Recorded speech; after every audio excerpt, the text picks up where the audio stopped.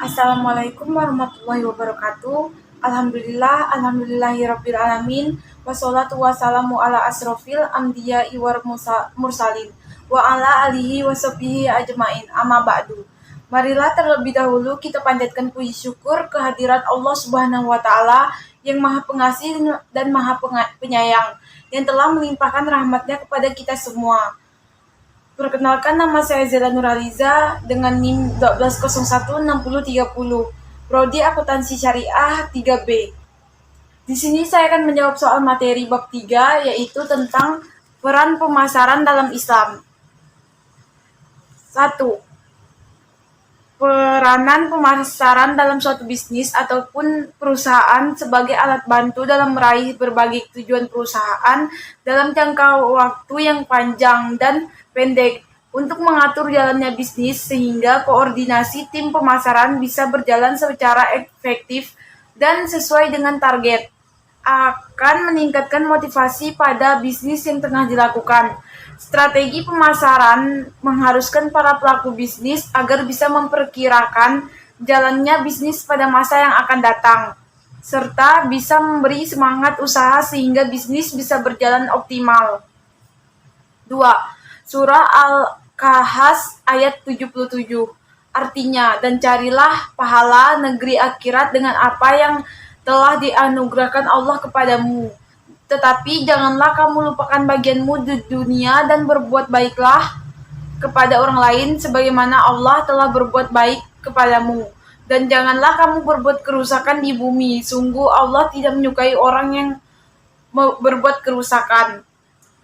Isi kandungan Surah Al-Kahf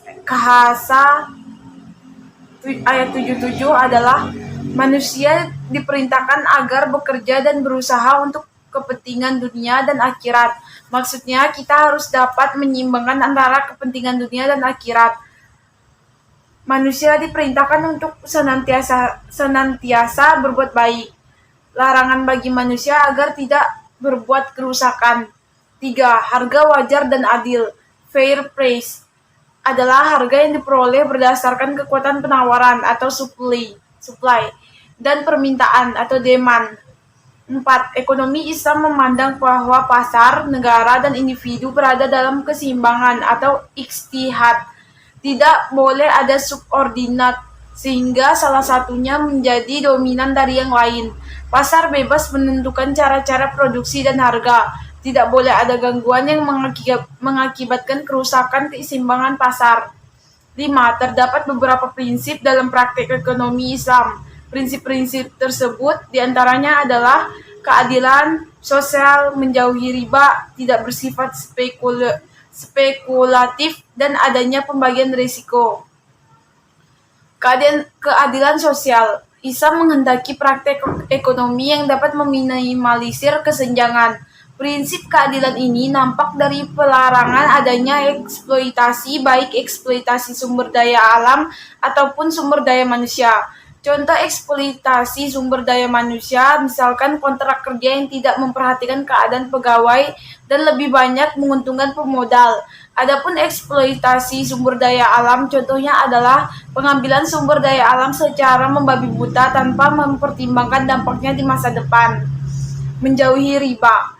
Secara khusus, riba yang di sini adalah riba kardi atau praktek pengambilan dana lebih atas dana yang dipinjamkan. Di zaman sekarang, praktik ekonomi yang paling sering diidentikan dengan riba adalah bunga bank. Meskipun beberapa ulama masih tidak sependapat dengan pendapat ini, namun secara umum praktik riba dilarang dalam Islam karena dianggap merugikan pihak peminjam. Tidak bersifat spekulatif. Tindakan spekulatif yang biasa disebutkan dalam ajaran Islam adalah perjudian. Namun dalam konteks ekonomi, beberapa praktik ekonomi dianggap memiliki unsur spekulasi yang kental, sehingga dianggap menyerupai judi. Praktik-praktik semacam ini terlarang dalam ekonomi Islam. Adanya pembagian risiko. Alih-alih melakukan riba, praktek yang dianjurkan dalam Islam adalah bagi hasil.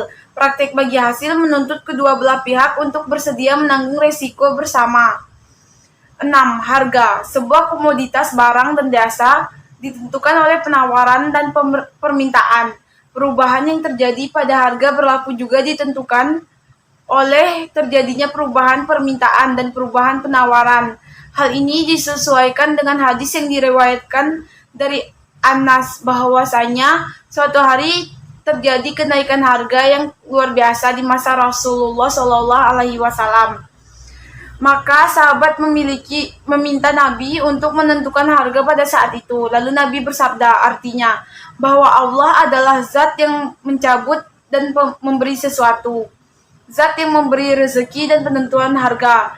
Hadis riwayat Abu Daud. 7.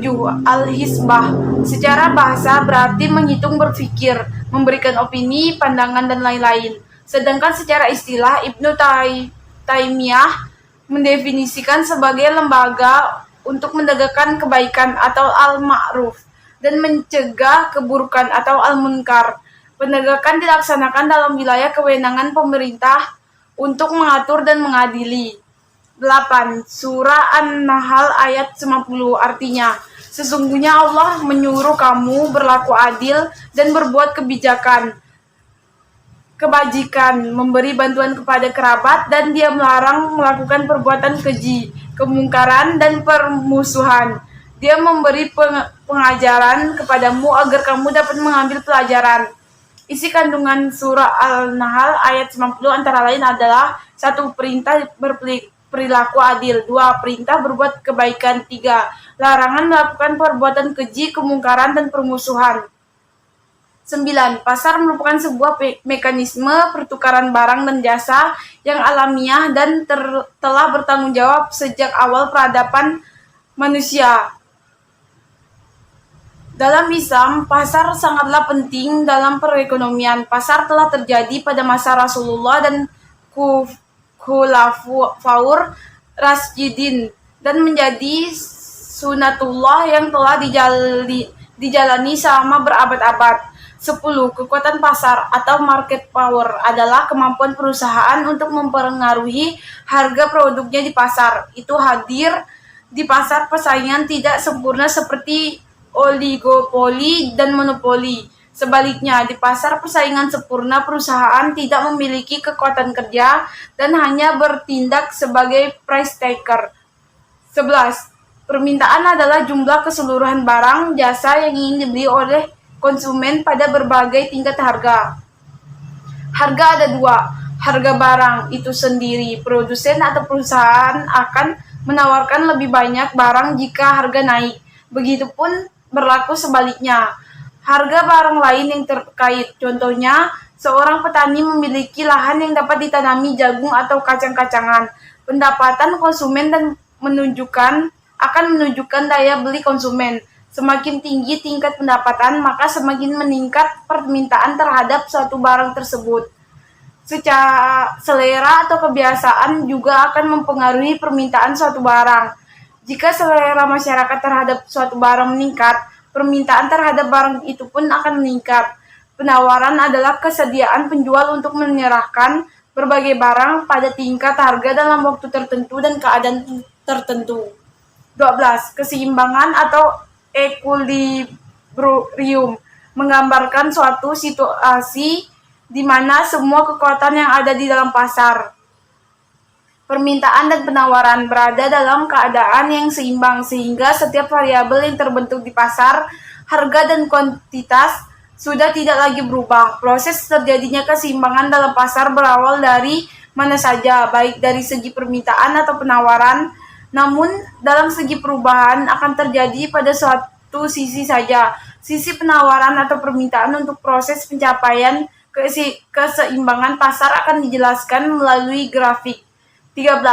Salah satu peran pemerintah dalam mengatur mekanisme pasar adalah menetapkan lembaga pengawasan pasar atau market supervision.